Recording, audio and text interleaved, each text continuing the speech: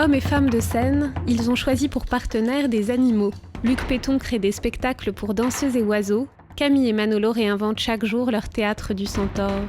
Ce corps à corps avec la plus radicale des altérités offre une expérience inédite de dialogue et d'écoute. Entre humain et animal, il faut se comprendre d'une manière un peu différente. La concentration, elle est toujours tournée vers lui. C'est observer tous les signes. Il faut presque transposer son cerveau ailleurs. On est obligé donc d'avoir des yeux partout. D'être vraiment à l'écoute, mais pas seulement avec les oreilles, avec toutes les antennes qu'on a. Il faut aiguiser ce que nous on appelle l'écoute de tous les sens. Entre ciel et terre, sur les pas de ces artistes et de leurs complices insolites, découvrez ces territoires de l'art et de l'instinct où l'écoute de l'autre finira par vous éclairer sur vous-même. Alors Judith, comment s'est passée la rencontre et l'envie de travailler avec les Manolo et Camille du Théâtre du Centaure ? Eh bien, ce fut un coup de foudre, tout simplement. Je m'intéressais donc à la question, au-delà de faire un spectacle avec des animaux, qui pourrait être, je ne sais pas, le cirque animalier, ou alors des performances de dressage, etc. Ce qui m'intéressait, c'était de trouver des artistes qui sont vraiment dans un rapport de partenaire, presque d'égalité, dans une vraie écoute de l'animal en tant que partenaire. Et du coup, le Théâtre du Centaure était évidemment le lieu incontournable. Camille et Manolo tiennent sur le fait d'être centaure, le fait d'être en fusion, cheval, humain, ne plus être un duo mais ne faire qu'un, tiennent là-dessus un discours absolument magnifique qui correspond exactement à ce qui m'intéresse dans ces expériences artistiques. À nouveau, j'insiste, au-delà de l'anecdotique, est-ce que c'est un spectacle avec des cygnes, des grues, des chevaux? Ce qui m'intéresse, c'est le rapport à l'animalité en tant qu'altérité, mais en tant qu'altérité abolie. Voilà, on est tellement à l'écoute qu'on sort de soi et on crée autre chose d'inédit. Et la difficulté de transmettre ça à l'image et peut-être même encore plus à travers ce fameux webdoc interactif. Comment on arrive à transmettre ces sensations en fait? Parce qu'on ne parle que de sensations là. Oui, c'est totalement, c'est d'ailleurs ce que disent les artistes dans l'extrait du film que vous venez de passer, dans le prologue. Il faut être à l'écoute, mais pas uniquement avec ses oreilles, avec tous ses sens. Et du coup, il fallait que mon documentaire soit sensoriel, ce qui évidemment devant un écran est un défi. Mais grâce à l'interactivité, grâce à Internet, grâce au fait qu'on peut appuyer sur une touche, zoomer, jouer avec les sons, faire écouter un son naturel, faire écouter un son de spectacle, faire comparer, demander son avis à l'internaute. On peut créer des choses comme ça qui relèvent de l'expérience et même, j'aurais la prétention de dire que j'ai plus ou moins réussi à créer un parcours qui suit 5 chapitres qui correspondent à nos 5 sens. D'accord. Donc une espèce de parcours sensoriel, voilà. Donc on va regarder tout de suite un nouvel extrait où Manolo nous parle justement de ces fameux sens et comment être à l'écoute de l'autre.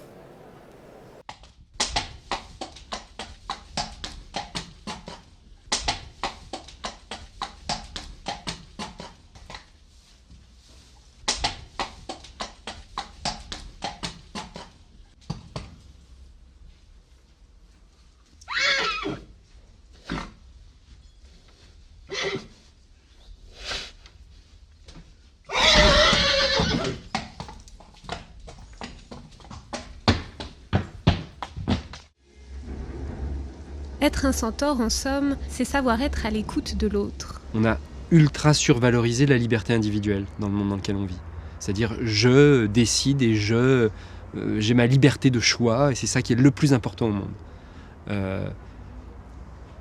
Je pense que dans la relation à l'autre, c'est une quête d'exister ensemble, d'exister plus par un nous que par un je. Pour nous, le travail de centaure, c'est cultiver des liens pendant des semaines, des mois, des années, pour être ensemble en tout cas, pour être le prolongement l'un de l'autre.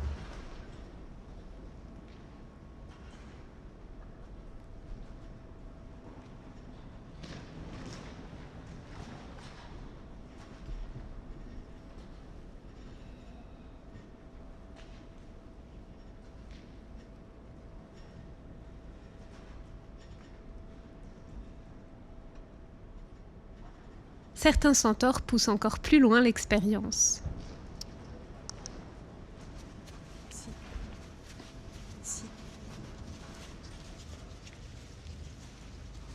Attention, si. Doucement, silence. Oh là, oh. Là, ce qui est plus complexe, c'est qu'on n'est pas simplement deux, c'est-à-dire qu'il n'y a pas un cheval et un humain, il y a 3 chevaux et un humain. Donc déjà, il faut qu'ils soient ensemble à l'écoute. Et parfois, ils ne sont pas dans la même foulée, ils ne partent pas ensemble au même galop. Donc déjà, il faut que je sente que tous les 3 sont en harmonie les uns avec les autres. Celui qui est à l'extérieur doit aller rapidement, puis celui qui est à l'intérieur doit fermer son cercle. Donc ça demande une adaptation permanente des allures, c'est-à-dire il ne suffit pas d'être tous les 3 ensemble, mais il faut ralentir quand on est à l'intérieur, aller plus vite quand on est à l'extérieur. Les aider à être ensemble. C'est une écoute qui est une écoute émotive, je pense, principalement. Da.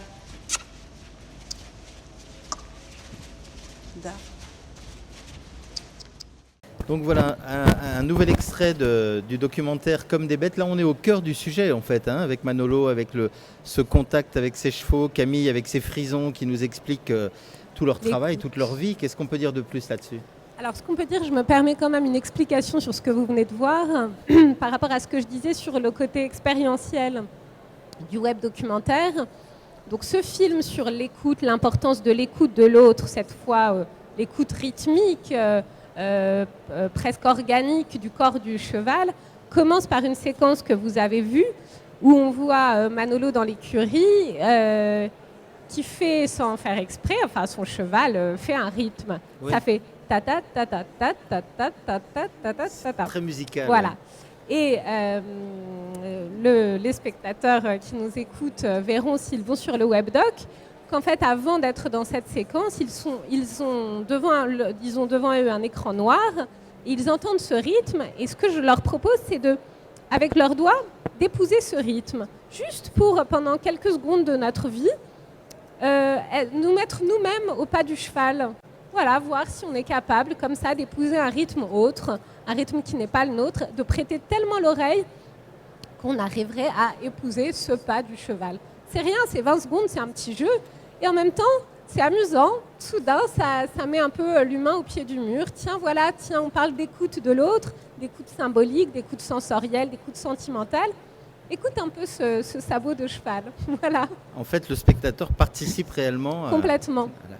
Et donc pour mieux comprendre ce qu'est ce webdoc, je pense qu'il faut aller voir sur le site internet Comme des bêtes et commencer la navigation pour nous expliquer un petit peu comment ça fonctionne tout ça. Voilà, donc la page d'accueil, et je voulais juste montrer, il suffit de taper commedesbêtes.fr, on se retrouve là-dessus, et je voulais juste vous montrer, donc on commence l'expérience, on se retrouve, ça commence par les oiseaux, parce qu'il n'y a pas que Camille et Manolo dans le web documentaire, on se retrouve à l'intérieur d'un œuf. On clique, on ouvre la coquille et on se retrouve nez à nez avec un des artistes que j'ai suivi dans ce film, Luc Péton. Et il faut casser la coquille d'ailleurs. Il faut casser la coquille. Voilà. L'internaute est toujours acteur de son parcours documentaire. C'est pour ça que c'est un web documentaire sensoriel, ludique, interactif. Et je vais passer quand même rapidement sur cette séquence documentaire pour vous montrer juste que le parcours s'organise. Voilà, mettez tous vos sens en éveil. On a 5 chapitres, les 5 sens. Et après, c'est au gré de chacun, de commencer par l'ouïe, de commencer par la vue, par le toucher. On choisit son parcours. Voilà, on choisit ses sens et son parcours. Et la séquence que vous venez de montrer concerne l'ouïe, puisque c'est vraiment l'écoute des pas du cheval. Voilà. D'accord. Et comment est venue l'idée de créer ce web documentaire alors ? Je dois avouer que je ne suis pas a priori une passionnée des animaux. Je trouve les chevaux très beaux, mais je ne suis pas du genre à me précipiter sur un chien pour le caresser quand je croise un chien. J'ai un petit garçon qui aime beaucoup les animaux, qui est passionné par les chiens, les chats, les caresses, tout ça, mais ce n'est pas mon cas. En revanche, je trouve absolument fascinant les artistes qui justement arrive à créer avec l'animal une relation qui n'est pas une relation de dompteur, de soumission, de domination, Et là, à nouveau, c'est pas du militantisme pour la protection des animaux, ce que je dis. C'est vraiment presque philosophique ou psychologique comme expérience. Je trouve qu'être capable de sortir de soi et finalement, voilà, c'est comme pouvoir soudain parler à un martien. Enfin, c'est quand même un langage absolument autre. Et pouvoir comme ça communiquer pour faire des choses belles, mais qui, à nouveau, j'insiste, ne relèvent pas de la soumission, du carcan, mais juste d'une imprégnation mutuelle, d'une écoute mutuelle et réciproque. Je trouve ça fascinant, d'un point de vue artistique, de création. Donc j'ai voulu explorer ça. Et à nouveau, un documentaire aurait été très beau, très visuel, et j'espère que les images que je propose le sont. Mais je trouvais ça important que tout ça soit jalonné de petites expériences, de petits jeux, de petits exercices, où l'internaute est mis au pied du mur un peu. Et voilà, on lui dit, vas-y, écoute, sens, ressens, choisis. Voilà. Et en même temps, on rentre un peu dans l'intimité des artistes aussi. Ils nous dévoilent une partie de leur travail et de leur intimité. C'est ce que j'espère. En tout cas, j'ai eu la chance inouïe que tous ces artistes m'aient fait confiance, m'aient invité vraiment au cœur de leur intimité, de leur répétition, de leur milieu de travail quotidien. Et c'était merveilleux. J'espère que ça aussi, ça passe au niveau du public. On va retourner voir Manolo dans un 3e extrait pour continuer à cheminer dans le film. Est-ce qu'on peut être un centaure sans faire du dressage ? Dressage, c'est pas un gros mot pour nous. L'apprentissage, pour des humains comme pour des chevaux, c'est enrichissant. Les mouvements de danse qu'on va reproduire ensemble, c'est des mouvements que l'étalon qui veut jouer ou frimer ou s'amuser dans un pré avec des juments en face va faire naturellement. Simplement, on les cultive, on les assouplit, on leur donne de la force pour qu'ils les fassent harmonieusement et qu'ils les fassent au moment juste, dans la relation juste. Il peut y avoir de la contrainte, mais ça aussi, c'est pas un gros mot, la contrainte. Je veux dire, on apprend tous des choses, et que ce soit un athlète de haut niveau ou que ce soit un intellectuel de haut niveau, il y a un moment où il y a un rapport à l'effort. C'est un effort aussi de vivre. Mais qui dit effort dit soumission. On peut utiliser ce qu'on appelle des aides, que ce soit la bride, les jambes, l'éperon ou la baguette. C'est pas coercitif. Enfin, en tout cas, dans notre travail, c'est une action plus précise et plus fine. Des enfants ou des adultes en centre équestre avec des bottes en caoutchouc qui vont faire boum, boum, boum, comme ça sur un malheureux cheval, c'est beaucoup plus dur qu'un professionnel dont le corps va rentrer dans le corps de l'autre et dont 10 grammes de plus dans la fesse droite ou dans la fesse gauche, où le frôlement d'une jambe va faire que la pirouette au galop sera belle, brillante. Ce qui est très important, que ce soit pour un danseur, un acrobate ou un centaure, c'est que pour que le mouvement soit beau et qu'il soit bien et qu'on puisse le refaire, il faut que ça fasse plaisir de le faire. Donc il faut que ce soit agréable. Si on contraint un acrobate à faire un saut périlleux alors qu'il n'est pas prêt à le faire, qu'il n'est pas musclé, qu'il n'est pas assoupli pour le faire, il va se faire mal. Là, lui, c'est pareil. On va se faire mal ensemble. C'est ainsi que la frontière entre dressage et spontanéité finit par s'effacer. On ressent très fort leur désir de faire, leur envie de faire, leur envie de nous montrer qu'ils font bien. Et le plus difficile souvent au théâtre, c'est de les empêcher d'anticiper. Et la relation est tellement fine que c'est de l'ordre de la transmission de pensée, et boum, ça part. Dites-moi là, j'ai rien demandé. J'anticipe.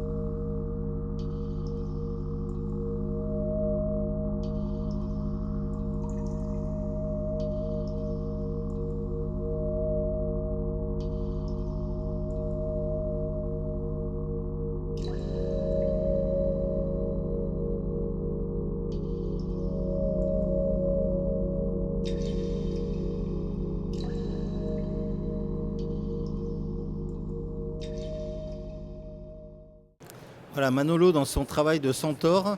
Alors le web documentaire Comme des bêtes, donc je vais sur le site commedesbêtes.fr. L'expérience complète prend combien de temps, dure combien de temps? Elle dure, allez, on va dire une quarantaine de minutes, mais on n'est pas obligé de tout voir, on peut passer à la suite, on peut feuilleter. Mais il est vrai que c'est un parcours avec un début et une fin. Donc pour ceux qui tiennent le coup, qui font les 5 sens, qui jouent le jeu, qui choisissent des mots-clés, qui commentent les situations, enfin qui jouent le jeu, à la fin ils ont une espèce de petit cadeau en forme d'autoportrait animalier qu'on a appelé l'animo, M-O-T, où voilà tous les mots, tous les commentaires qu'ils ont posés au fil des situations et des expériences leur reviennent sous la forme d'un récit et d'une image. Et je n'en dis pas plus. D'accord. En tout cas, voilà. Commedesbêtes.fr, il suffit de taper l'adresse et hop, le voyage commence. D'accord. Donc on a un dernier extrait qui va nous présenter encore Manolo, mais là dans une expérience plus sensorielle. Oui, alors celle qu'on vient de voir est sensorielle aussi, pour que les gens comprennent bien. Là, vous avez très bien choisi les extraits. On a eu d'abord une expérience auditive avec cette écoute du pas du cheval. Ce qu'on vient de voir, explorer le lien tactile, puisque je parlais avec Manolo du rapport au toucher et finalement aussi à la baguette, l'éperon, quel statut a tout ça dans la relation au cheval, ça compte aussi. Et c'est totalement tactile et sensoriel. Et évidemment, le cheval nous a permis aussi d'explorer la relation à l'animal à travers le goût, et notamment avec le sujet que vous allez montrer. Voilà, donc on regarde les images.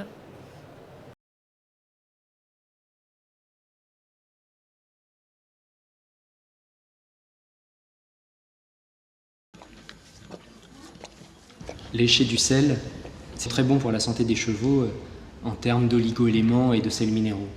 Mais au-delà de ça, ce rapport de succion et de plaisir me semble très intéressant. Quand un poulain naît, il commence à marcher presque immédiatement, et tandis que sa mère va d'une touffe d'herbe à une autre touffe d'herbe, lui, il marche tout en tétant, en étant guidé par le lait. Plus tard, lorsque l'homme va apprivoiser ce cheval, il va lui mettre un mors, et il va le guider comme ça par la bouche, à travers cette bride tétine d'une certaine façon. Tous ces rapports comme ça qui passent par les 5 sens, dans notre travail de centaure, c'est très intéressant et on essaye d'y être sensible. Qu'est-ce qu'on peut dire de plus sur cet extrait qu'on vient de voir? Alors là aussi, on montre les vidéos, c'est très bien. J'espère que ça donnera envie aux gens d'aller sur le web documentaire parce que ici, ce qu'on voit, c'est la réponse à une question quand même que je pose aux internautes, une espèce de petite devinette. Moi, ça m'a beaucoup amusée quand je suis allée chez Camille et Manolo, quand ils m'ont présenté leurs chevaux. Plusieurs léchaient un bloc blanc. Personnellement, je ne m'y connais pas en chevaux, j'avoue, je ne connais rien. Donc, j'étais très intriguée par ce bloc blanc. Je me demandais si c'était du sucre, du glaçon. Et Manolo m'a dit, c'est du sel, voyons. Et du coup, je me suis dit, tiens, je vais faire un petit jeu, une petite expérience avec le public, les internautes. Je vais juste leur montrer une séquence où le cheval lèche cette chose non identifiée et demander, tiens, d'après vous, qu'est-ce que c'est?